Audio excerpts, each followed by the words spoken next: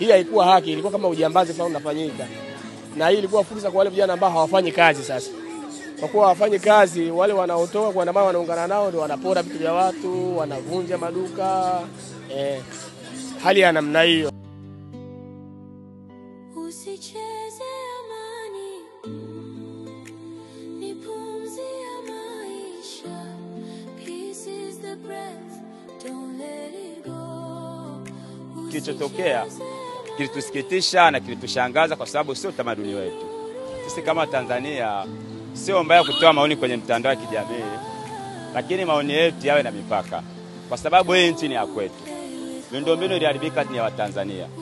Kwa hiyo tunapoharibu miundombinu ambayo tunatumia sisi, maana yake tunajiumiza sisi wenyewe. Uchumi wetu tunauharibu.